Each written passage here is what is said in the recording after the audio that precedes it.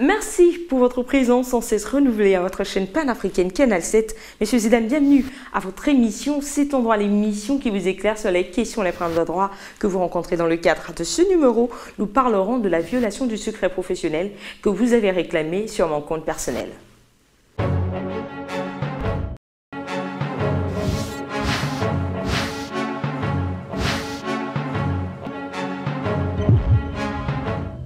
Merci d'être toujours là. Rémi est un homme marié d'une trentaine d'années. Depuis quelque temps, sa femme le soupçonne de lui être infidèle à cause des heures tardives auxquelles il rentre. Elle en est tellement convaincue qu'elle souhaite demander le divorce. Le seul inconvénient, c'est qu'elle n'a aucune preuve. À la recherche d'un avocat pour annuler cette demande de divorce, Rémi tombe sur Maître Olivier. L'avocat le reçoit dans son cabinet et le trentenaire lui fait une confidence en ces mots. Mon épouse veut divorcer parce qu'elle me soupçonne d'entretenir une autre relation avec une autre femme. Certes, la quantité du travail m'a amené une nuit à lui être infidèle avec ma secrétaire. Mais j'aime mon épouse. L'avocat de Rémi a bien compris les attentes de son client. Mais après lui avoir donné l'identité de son épouse, Maître Olivier est dépassé puisqu'il s'agit de l'une de ses anciennes condisciples de classe avec laquelle il a gardé un bon rapport. L'homme de loi la rencontre quelques jours plus tard et lui dit toute la vérité.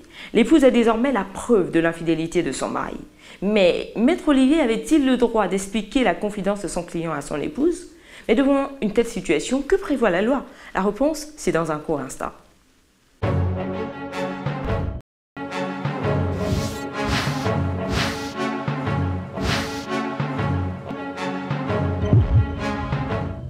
De retour pour la suite de votre émission C'est ton droit. Dans son activité, un professionnel peut être obligé de livrer un certain nombre d'informations.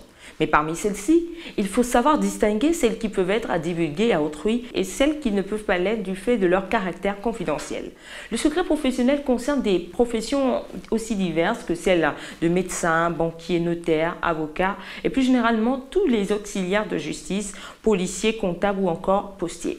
Au regard de cette définition, nous sommes bien en face d'un cas de violation du secret professionnel.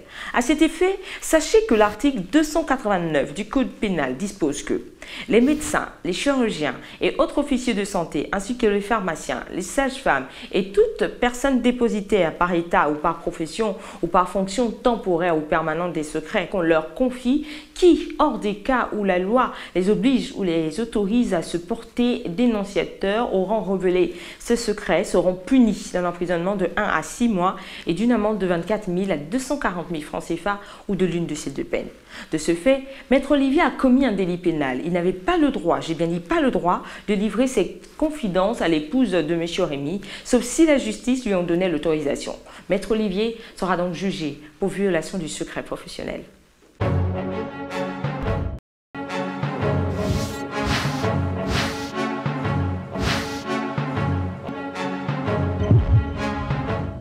Voilà, c'est la fin de votre émission C'est ton droit, en espérant vous avoir servi tout au long de ce numéro consacré à la question de la violation du secret professionnel. Je ne pourrais vous quitter sans vous rappeler que vous pouvez nous adresser vos propositions de thèmes sur Facebook / C'est ton droit. Bonne suite des programmes sur Canal 7, votre chaîne panafricaine. N'oubliez pas que nul n'est censé ignorer la loi. Au revoir et à bientôt.